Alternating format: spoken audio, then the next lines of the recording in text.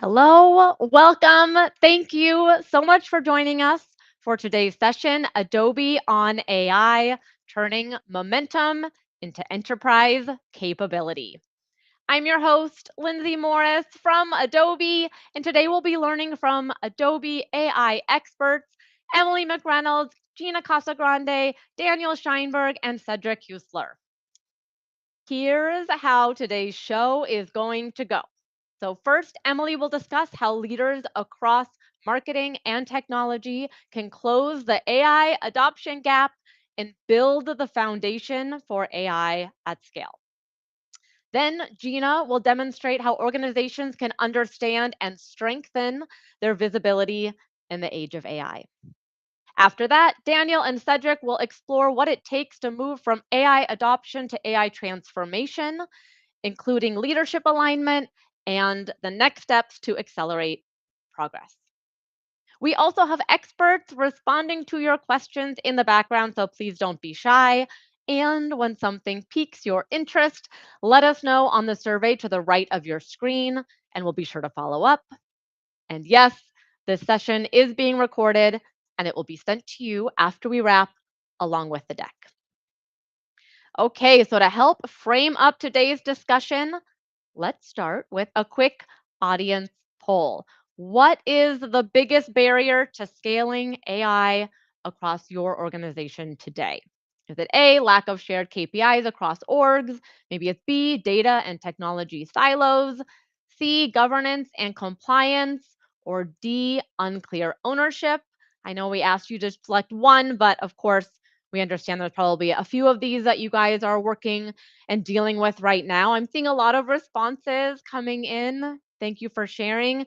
The good news is we're going to be covering all of these challenges in today's session.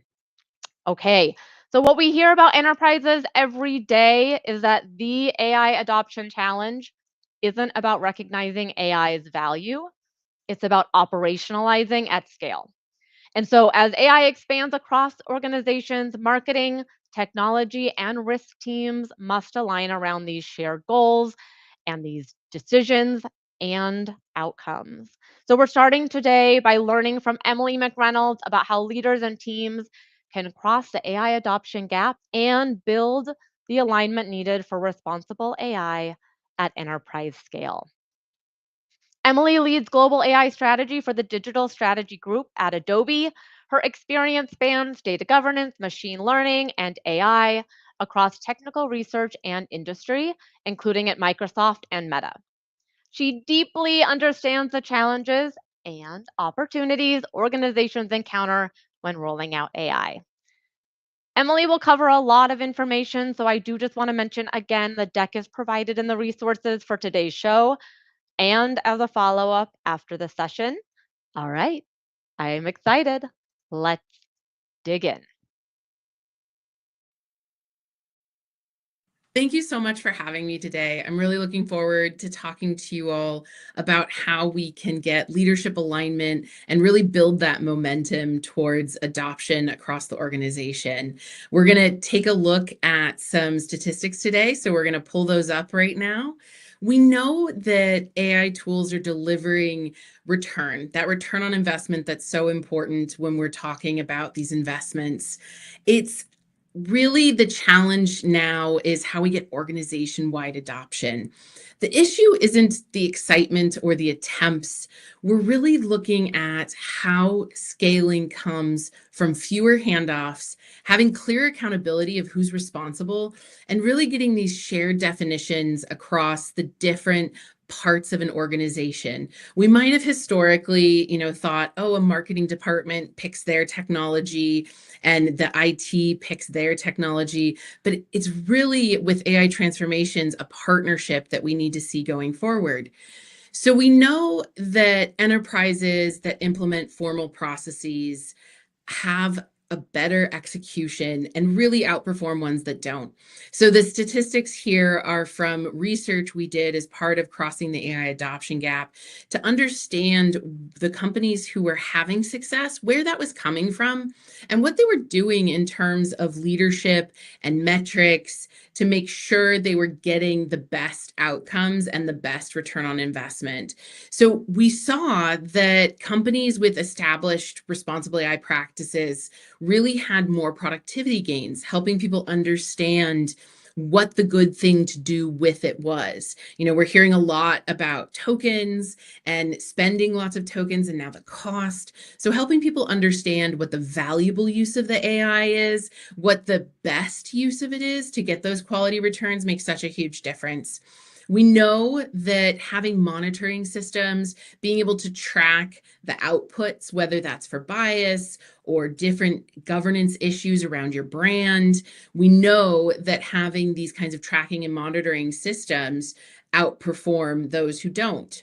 And really, the things we're worried about, the things that risk might care about when we're talking about these systems that are generative, those who are monitoring for those harmful outputs, those unintended outputs, can avoid some of the incidents. So people often talk about, I don't want to slow down, we want to move fast and innovation, and doing it the right way the first time, doing it the responsible way the first time will often get you farther faster. Because we know it isn't just about the technology. The technology, there's so many options out there. There's so many choices to make and decisions to make.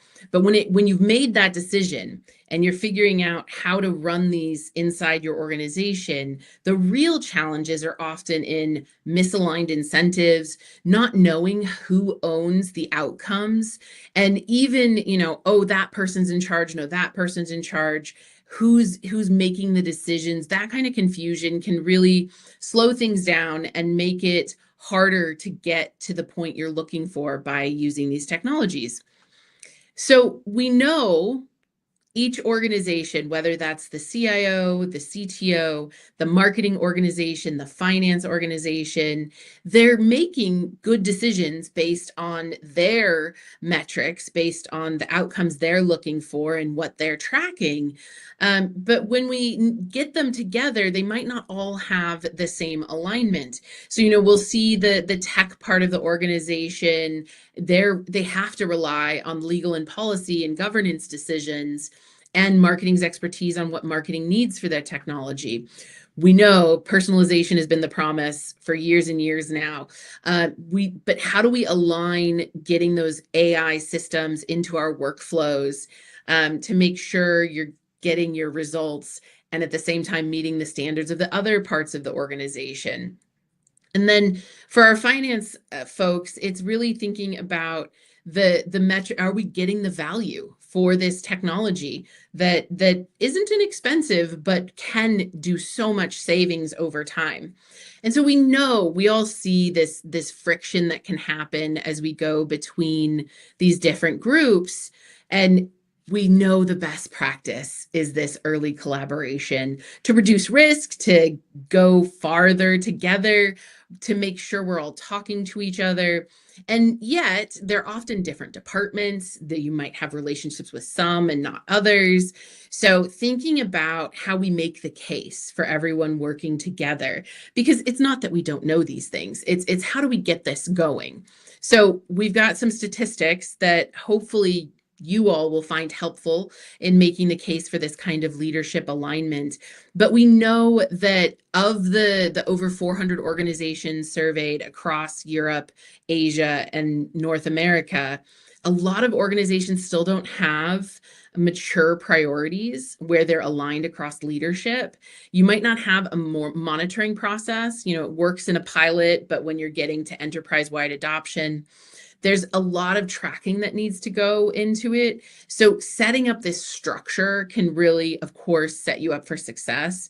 And then figuring out why the decisions are slowing down. What is causing that? So maybe it's choosing financial KPIs instead of marketing ones. Maybe it's choosing the performance of a model over its outputs.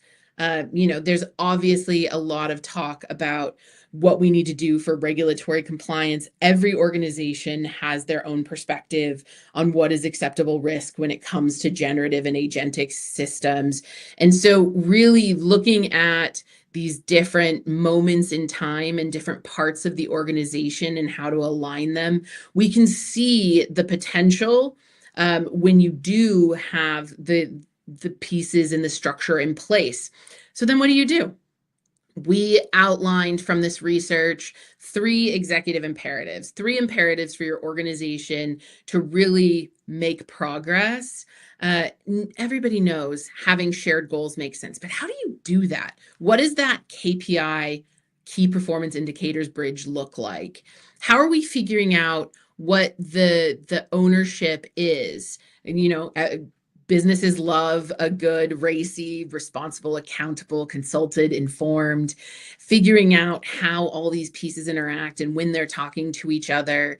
But we also really want to make sure we're sharing with you super actionable things. One of the things people love to say in a presentation like this is what you do on Monday. This whole presentation is what you can take away and get started with very specifically. So if we're thinking about how we set up that shared KPI bridge, we know companies have annual planning cycles. We figure out what the top-down metrics are. But this translation between what the IT org might be doing, what tech might be doing, what marketing's goals are, and where the risk comfort level is for an organization, it's a really critical piece. So here we are sharing an example, and the research has 3 specific examples with specific metrics. But here we're sharing an example of using AI-generated content for digital channels. And so what that might look like is the tech team is going to say, okay, did we have successful content completion? Did it actually produce the piece? Was it a specific amount of time? So did the system output in the expected amount of time, whether that's 2 seconds like listed here or something else? Is the system reliable? Is it staying up or is it crashing? And what is the cost per assets to make sure you stay on budget? I've had lots of conversations with regulated industries like financial services and with retailers, looking at how much a cost of a specific asset is, and even thinking about how you use your existing assets. Adobe has a big piece of brand visibility and thinking about what it looks like for your assets to show up out on the web. So being able to track how those assets are being used and launched is a big piece of that. When we talk about the legal compliance procurement, a lot of this work started because I was talking to people who would say, how do I have this conversation with my legal department? How do I have this conversation with procurement? How do I get their questions answered? And so we started with, what are the top questions that these organizations ask, so you know what you're looking for.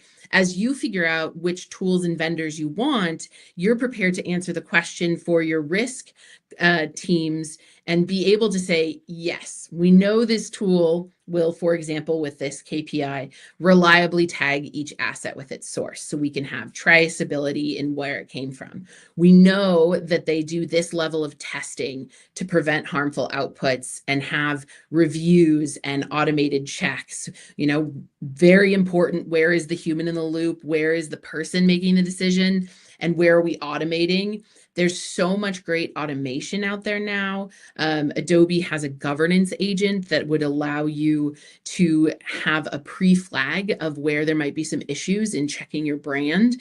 So also, what is the return time? Making sure that the risk calculation matches the value. So you aren't locked and blocked from using these technologies because of a potential risk that isn't outweighed by the potential financial benefits and gain value for the business. And of course, marketing, we want to produce everything faster. We want those campaigns. I love a metric. I love a result from a financial service agency who said, we used to do 2 campaigns in 8 weeks, and now we're doing 6 campaigns in a month. That's amazing. And that's available to them because of being able to generate assets. And then also, a KPI that works across all of these, which is why we call it a bridge, thinking about how much of the output from these systems works, just straight works. Don't have to go edit it, don't have to do more changes. So that's what it looks like to really build this bridge and have this conversation and this translation that's so important, so that we can really do this, coherent adoption plan. So I'm going to go through a little bit more how we think about this, like prioritizing against shared proof, making decisions up front about what those thresholds are to create repeatable things that are standardized, so because if you start measuring after the tool's already in place, you're left with like how much time did you think you saved, instead of, we were able to do this 95% of the time. So this is a bit of an eye chart, which I usually I want to dig into a little bit, because as we talk to a bunch of different organizations and as I meet with, companies across different industries, coming into corporate life as like, racy, responsible, accountable, consulted, informed, like, okay, but when you actually put names on this chart, hey, when we're figuring out which technology we want, it's Jim on the business team, and it's, Zoo on the risk team, and these people need to work together, and here's who's going to be in the meetings, and here's who we have to get sign off. The being able to assign these things and figure out, okay, we've got the proof we want, we've got the evidence that this works, now we're going to make a bigger investment, and then making sure that that investment is going well over time. Of course, we need engineering involved, we need data and analytics to make sure all these pieces are moving together. So understanding what this operational rhythm looks like to build out this RACI and have the people who are responsible with the ownership content, it's a really big piece of that. So making sure the right people are in the room at the right points. You don't bring everything to an executive, right? There's so many practitioners involved, bringing the right influencers and decision makers and getting buy-in, making sure you have an agreed upon form of documentation and artifact, and then figuring out what the clear outcome looks like. Whether that's a color system, red, green, yellow, whether that's a specific terminology that your company already uses, making sure these pieces fit together, because ultimately we're talking about how this all runs as one system. And so being able to say who's in the meeting, what evidence they're referring to, and doing that transition. Okay, we're going to move to pilot. Okay, we're going to adopt. Okay, this is rolling out in production. We've seen a number of examples with now customer facing AI and even agents that are available to the consumers or the B2B situation. And then that also helps you know when something isn't working and what you need to go back and change and do. So these are just some examples for you to think about. It's really the framework that hopefully gets you started and moving well, because we're thinking about, how do you do this? I get asked so often, where do I start? Or, we're in the middle of it and it's not going well. What can we do to change it? And so we really wanted to create something that was an operating model that you could run with specific things, because there are plenty of lists like this out there. Start with the phase, apply the KPIs, figure out the responsible, accountable, informed, and then run it and let the escalation queues do their job. But if I just shared this with you, it doesn't have the detail to really do the work. So you will all receive this this set of advice after this presentation, and I hope it helps you get really into the specifics. So if you're in the middle of this, which we all are at this point, we're either thinking about which tools to use or we've been using them for several years, thinking about how you pressure test your most important AI initiative and look at the goals across the different functions to make sure you're bridging those KPIs. It doesn't mean that everybody has to agree, but it does mean that you're having the conversation so that you can get to a better place.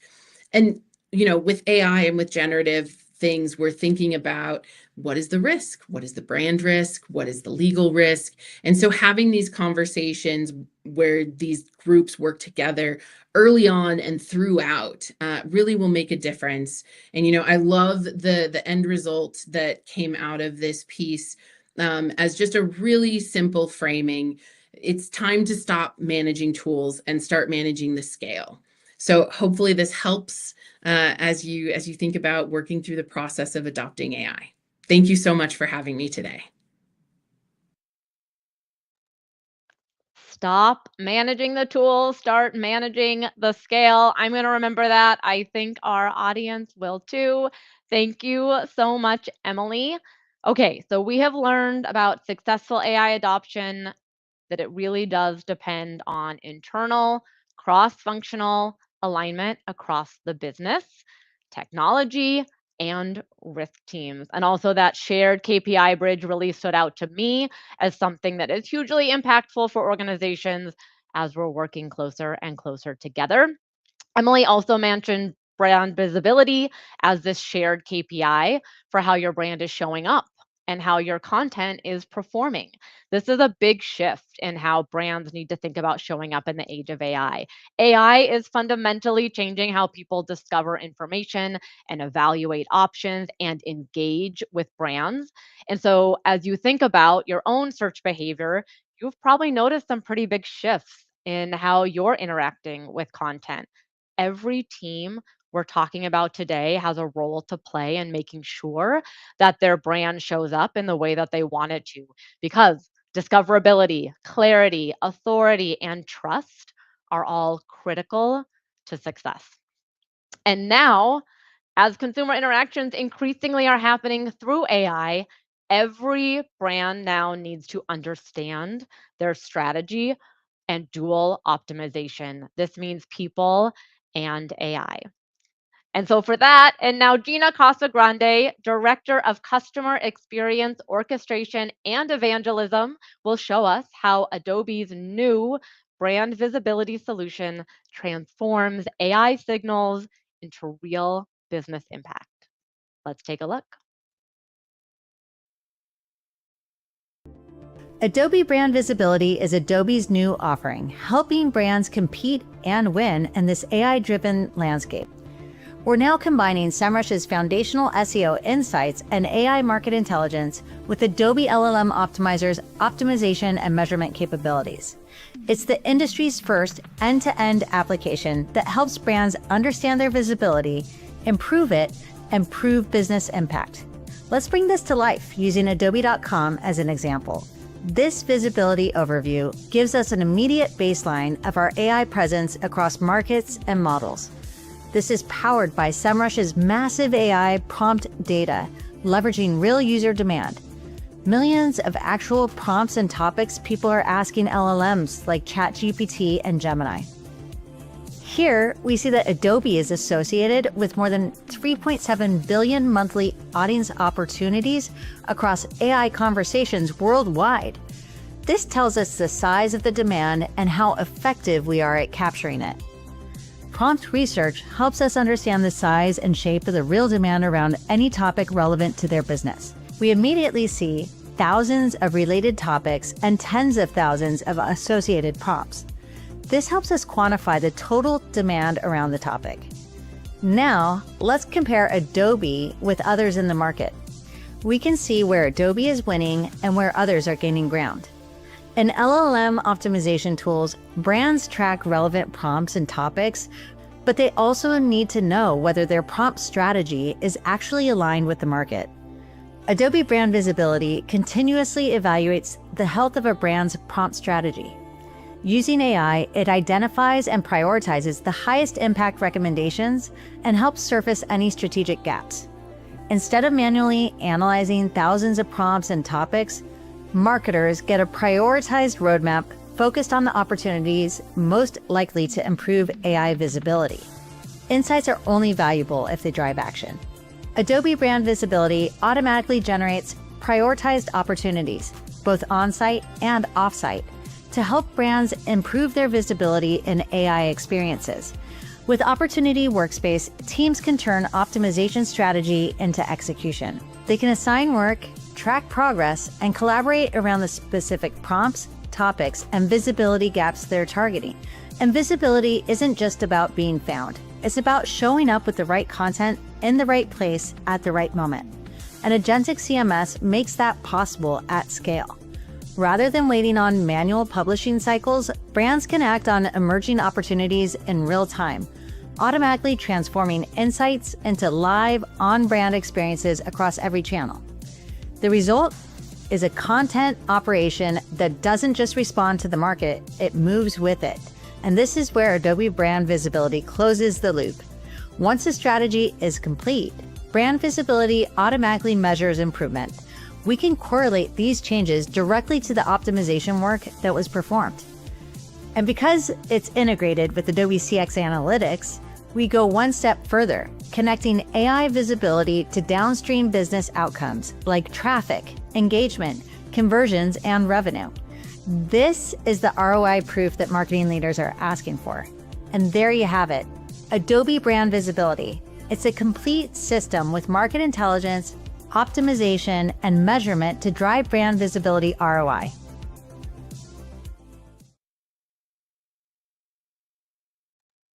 And there you have it.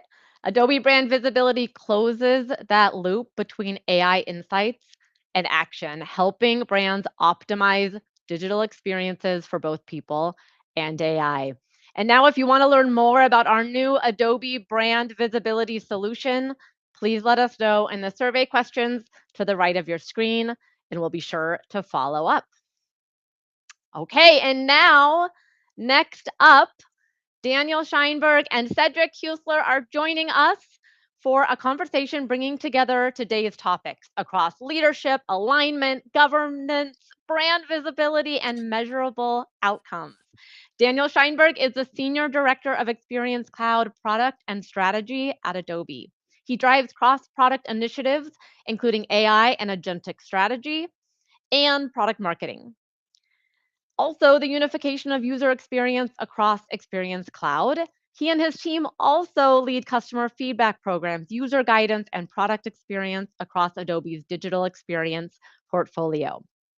Cedric Huesler is also joining us. He is the Senior Director of Product Management for Brand Visibility Solutions. He drives innovation across Adobe's web experience and AI-driven content.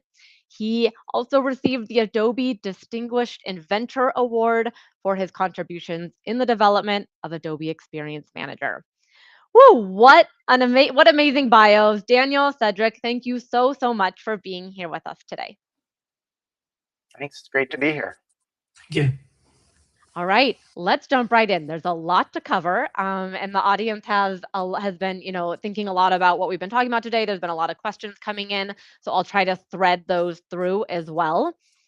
We heard from Emily on how organizations need to be working towards these shared goals, right?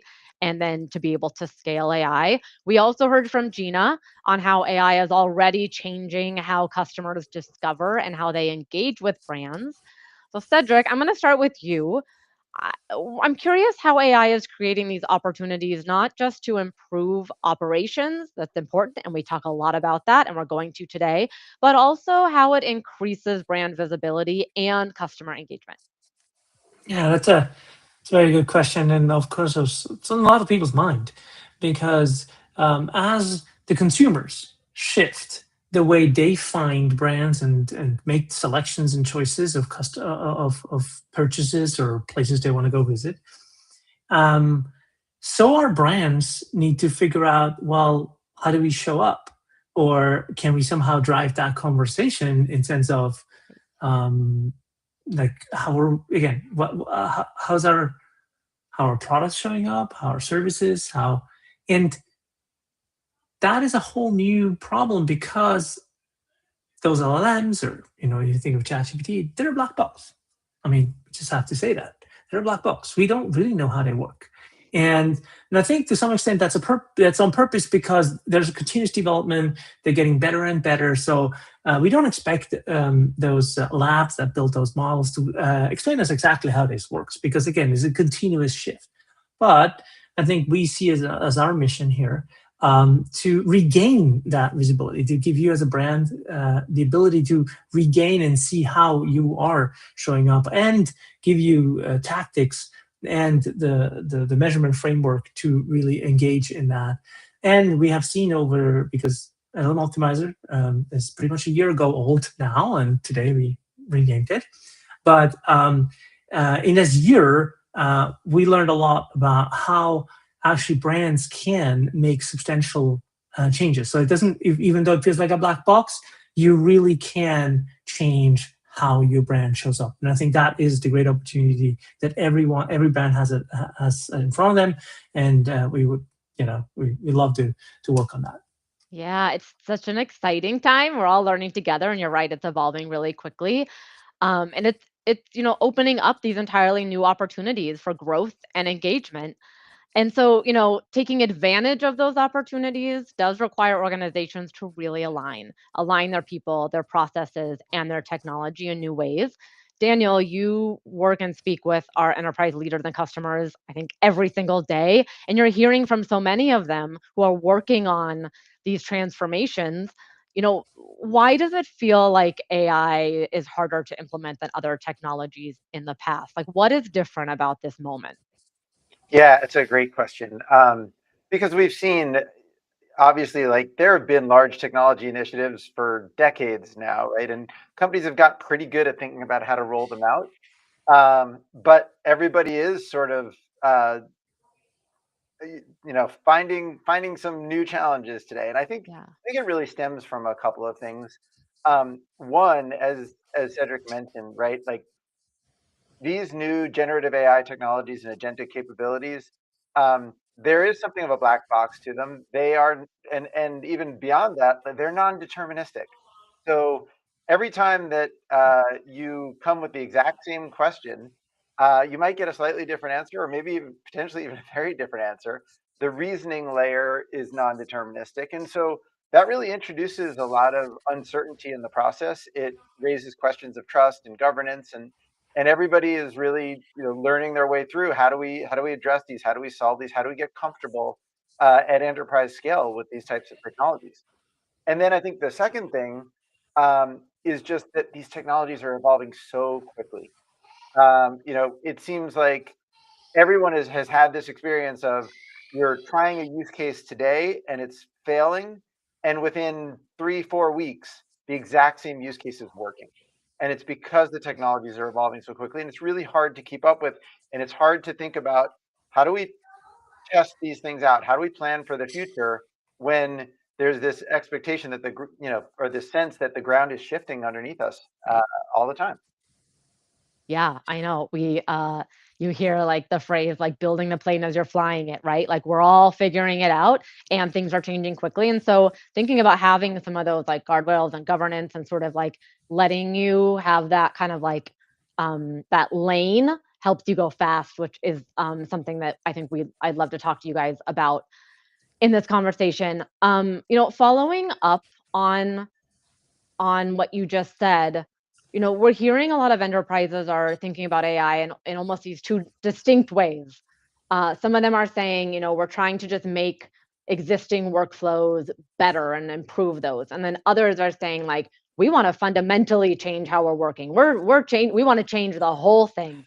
And so I'm curious from your perspective and your experiences working with these organizations, like how should leaders think about those two paths?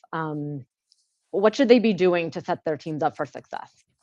Yeah, I've really been impressed by those leaders and those organizations that are really recognizing this is a both and situation. It's not that we can only look at it in one way. And so when we think about sort of the how do we scale up our existing ways of doing things, obviously at Adobe we're really focused in customer experience orchestration on delivering personalization at scale, and we've got practitioners who are working in tools who've gotten really good at this, but they're limited by how much they can do in a day, basically. And so what we're seeing is these new agentic technologies can give those practitioners superpowers to be able to drive much greater scale than they could before. So it might be a matter of managing hundreds of journeys instead of 5 to 10 journeys. It could be delivering content, in the tens of thousands of assets, where maybe only hundreds to 1,000 was possible before. And all of that means you can be just that much more granular about your personalization at a much broader scale across all the channels, the markets, the products, every different permutation that you need to deliver to give great experiences. So that's absolutely something that's happening and critical today. At the same time, these technologies are unlocking doors, like when we think about our brand concierge offering that's in market today. That's really a rethink. That brand concierge is a conversational interface that an enterprise can use on their website or in their app, and it's a fundamentally different way that your customers are interacting with your brand, rather than you having to predefine all of the experiences, anticipate what all the sort of journey paths are through your website or through your application. You're able to put this agentic interface in front of them that has a conversation with the individual, understands where they're coming from, knows everything about your brand, your content, everything about this individual, the context they're in, and is able to bring forth sort of that best experience from your brand because of that. And so, I think the companies that are really leaning in are looking at it as, how can we do both? I love an and. It's great, those examples that you showcased too, for sort of each of those different transformations. And we're seeing that speed and evolution play out in consumer behavior, of course, too. And Cedric, that's where you're really thinking about it closely, I think, with brand visibility. And so specifically how people are searching and discovering information. So following up on sort of the or and the ands and the different sort of paths and use cases, how should teams be thinking about their brand visibility strategy and improving what they've been doing and fundamentally changing the way that they show up? Okay, yeah, excellent point. I think the starting point, I think for many folks, is probably their SEO strategy. To some extent, you have an SEO strategy today, or you have been doing one, which you're like, oh, these are like the top keywords that's our business. We want to rank in those, and that's what we do. And I think it doesn't go far from that to get started. You really take this and says, okay, well, instead of people just having like one or two keywords, they're actually asking questions. Now, they don't just ask questions like specifically, because we were so trained for like so many years to like figure out what could be the best keyword to ask to get the best results. And now we're like, hey, I can ask anything I want, which is great. But it opens the field significantly in the sense of the thing. But think of the journeys, think of the mindset, the intent is what we use, the term that we use, right? The intent your customers are in. And also don't forget that LLMs are not just used for searching. Right? They're not just, well, a lot, but also for creation, or for like creating a report, or creating a summary, or creating a comparison. Or think also of other artifacts that your customers want to create with your content inside. Like you get mashed up, your content gets mashed up with others in order to create something. So which obviously then gets used again forever to make decisions, right? So I think that is one thing. So having that in mind, having a really good, what we refer to as prompt strategy is important. And we saw that when we introduced LM Optimizer, that creating a prompt strategy is actually really hard. So hence the new product announced today, Adobe Brand Visibility, that is the significant investment we've done. We basically categorized any and all topics people could potentially ask. It's a huge library. We looked at every single one of those topics, which brands are ranking how. And now we give you this, I guess, map of all those topics. And you can go check out, this is my area, this is what I want to own, here's the neighborhoods, here's all the things that are going on, I want to own this. And then we give you the strategy of how you get to conquer those or own those areas. And I think that's our new approach. And we feel like that is going to be way more, not just tactical, but very strategic. If you think of content strategy, what kind of advertising you want to, like it informs other channel strategies like paid and others, in order to kind of figuring out how do I really get to either show up and not just showing up, but actually determine what the LLMs are saying, not just about you, but about your business and the problems you're solving. I love that. It's giving you the map, and it's also giving you the insights to kind of choose the route and optimize for what the next action is. That's really cool. And of course, like brand visibility with AI isn't just a marketing initiative. It sits there a lot, but it also is an enterprise capability, and it really requires these cross-functional stakeholders. And so, Daniel, from your perspective, again, working cross-functionally with these enterprises, how are successful organizations working together from a leadership perspective? And then also, like, how does that kind of trickle down into the teams? Yeah, it's a really important part of the puzzle for sure. And I think Emily did a great job of kind of teeing up some of this and talking about how the organization can work together to drive success of these initiatives. One of the things that I think, kind of just building on that, one of the things that has been an important partnership for years now is really between the chief marketing officer and the CIO or CTO and their organizations. And what I'd say we're seeing right now is with the uncertain environment we're in, the ever-changing environment that we're in, that we talked about a little earlier, it's just becoming that much more important for these groups to really stay connected. And when you think about one of these initiatives, it goes beyond sort of let's lay out the common goals and let's make sure we're connecting on them, and becomes let's create those close connections between people all up and down the chain, right? So it's not just the leaders are closely connected, but it's their teams who are working on these things, because these organizations, the folks really need to have a sense of empathy for each other, an understanding of what each of them are trying to accomplish, right? The folks in the IT organization, they need to be able to really understand, like, what are these use cases that the marketers are trying to drive? Why are they difficult? Why are they new? And why are they changing? What's so important about these new AI and agentic technologies? And on the flip side, the folks in the marketing organization really need to understand from their technology partners, why is this a challenge for the organization to do? What is it that are the questions, the reassurances that that IT needs to be able to feel comfortable rolling these out? What does it mean for the cost model that they're thinking about?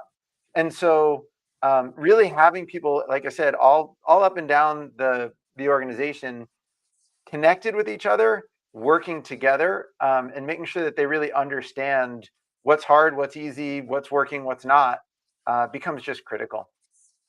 Yeah, for sure. And I think when we think about organizations that are being successful at this, at Adobe Summit this year, Adobe CMO for Enterprise, Rachel Thornton, had a really insightful conversation with leaders at Dick's Sporting Goods, CMO Emily Silver, and CTO Vlad Rock. And they talked about this working relationship. And I thought it encapsulated a lot of what we're talking about today so well, and certainly what you described. So let's hear what they had to say. I think there's been a definite shift in marketers and tech teams, and CMOs, CTOs working together as they think about what's the customer journey we're building. One of the reasons why I was excited to do this is I think you guys are a good example of what that can look like. And so how do you work together day to day to bring these experiences to life, especially when you think across the customer experience and that journey, but also how do you personalize it? What's the data you need? What's the AI capabilities you need? And how do you scale? It starts with exceptional trust that we have. Right back. And we do have, as a sports company and a one-team mindset, that we bleed that in so many ways. But it's so much more than just two of us. We've actually implemented the operating model that is way beyond the traditional product model. And that allows us to have business and technology work very differently, and not just with Emily's team, but other teams. I'm lucky to have an incredible partner and leader in Vlad. I've been in marketing for over 20 years, and I think it's the most important relationship right now for a marketer to have, is a trusted CTO partner, because we start from a place of shared purpose and shared outcomes, but marketing and technology aren't separate lanes anymore. And it has to be one and the same. And we're partners in delivering the athlete experience. There's no traditional lines, org charts anymore, in my opinion. And that alignment is what allows us to move faster and stay focused on what actually matters.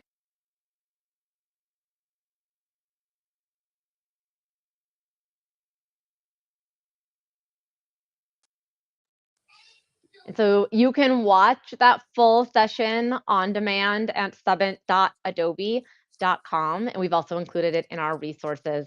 I really love what Emily said there about starting from a place of this shared purpose. Daniel, you really hit on this too, and shared outcomes, and also how marketing and technology are not separate lanes anymore. And we're seeing that so clearly in the ways that organizations are needing to move quickly and transform and create systems and changing the way that they're working. Something that we get asked about a lot is metrics. How are we measuring these things, especially cross-functionally? How do these different functions measure success, and how do they ensure that this carries down again into that sort of purpose-built team level that we're talking about? Daniel, we'll start with you on that question, but we're coming to you too, Cedric, on metrics. Great. Yeah, and I think Emily did a great job of kind of laying this out and talking about the KPI bridge, and there's a lot of elements of that really get at sort of the compliance metrics and the risk metrics, and what it takes to be confident that this is going to work in an enterprise environment. The thing that I find is often really top of mind for organizations is what I think of as kind of the business metrics or the top line metrics. How is this really going to drive impact for our business? And what I think organizations that are really on top of this, they tend to look at it in two ways. And the one I think is the sort of most straightforward and obvious is folks start looking at what are the efficiency gains we can drive here, and how we're going to measure the impact on efficiency. And that comes from some of what I talked about before about scaling people up and understanding like how much output can we get from the team that we have today, how much time can we save, how many additional assets can we create based on the same resources. Those kinds of efficiency metrics, I think people gravitate toward because they're easily understandable. It's obvious that it makes a big difference. What I think is harder, but often can be more important when you're trying to make that business case and understand business impact, is looking at the impact metrics, the quality metrics. So it's not just about how much more did we get out there, it's how much greater impact did that have, right? And so was the output they were making, was it higher quality? Were we driving more engagement? Were we seeing higher conversion rates because of what we've been doing? And like I said, those are more difficult often to measure and do the attribution, but when you can, has a much bigger impact on I think on the numbers and the size of the opportunity, and also on the way that the organization really gets behind something, because it's, hey, we're really clearly seeing that we're driving better customer experiences. They're driving the top line and often the bottom line, and how critical that really is. So I think about it as look at the efficiency metrics, but also make sure you're trying to quantify the impact metrics as well. Yes, both are so important. But yes, that real impact metric is what we get asked about so much too. It's a little harder sometimes to uncover, I think, but it has a lot more power behind it, and really moves the business forward. Okay, Cedric, thinking about brand visibility and metrics there, is there an and? Absolutely. One metric that I'm very fascinated with, and because it had so much impact in the way we run marketing, is return on ad spend, or ROAS. And when we started with this whole endeavor and says, let's really focus on this AI visibility, I was really looking for like, how could we get to an equivalent metric? In this case, we're going to call it a return on brand visibility, as the name says. But trying to figure out now, very quickly, people would say, doesn't work because no funnel, cannot attribute. How are you going to build this? So I think that was one of the key strategic decisions that we've made. One with the acquisition of SEMrush that we closed a few weeks ago, and also other strategic data sets that we have put together that actually allows us to reconstruct that funnel.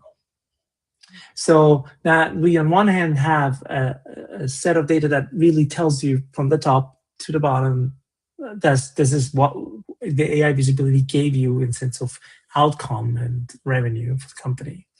and then a model that allows us to infer, do the inference on how much and then because there's definitely some, I guess, invisibility in that funnel that we're kind of computing. But that got us to a place that we actually get to the point that we can tell you, if you're investing this amount of money into those topics for your visibility, that's how much business that you're going to get. That is the aim and why we created Adobe Brand Visibility. And that's why we felt it also needs a new name, because again, this product used to be called LLM Optimizer. And we felt like this is really a much bigger mission that we're on. And I'm very excited about really rolling this out and let brands decide strategically how much investment they want to make into this emerging and fast growing channel. And, and then obviously tie that back to, actual business outcome. Yes, tie it back to actual business outcomes. Love that. Daniel, Cedric, this has been such a great conversation. Thank you so much for joining us today and for sharing your insights and your expertise. Thank you. It's been great. Thank you. All right, we'll see you next time. And then for the audience, if you want to learn more, again, about Adobe's brand visibility solutions, let us know to the right of your screen. Okay, we have covered a lot today, from crossing the AI adoption gap and building cross-functional alignment to understanding brand visibility and measuring business impact. We hope you're thinking about how your own organization is on its AI readiness and its maturity journey. And so to help answer some of your questions where you are on that journey, we've developed a customer experience AI maturity index. This is a quick assessment that can help you evaluate your organization's AI readiness.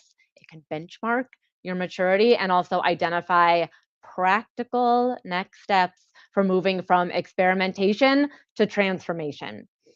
The goal on this is not to just receive a score, it is to actually use the insights and to prioritize where organizational change is needed. You can also, it helps you align stakeholders along that sort of common view of maturity, and also how to create a roadmap for scaling AI across customer experience in those more coordinated and repeatable ways. So we really encourage you to take the assessment and also to share it with your teams. And please also check out our additional related resources. You will also get the on-demand recording of today's session.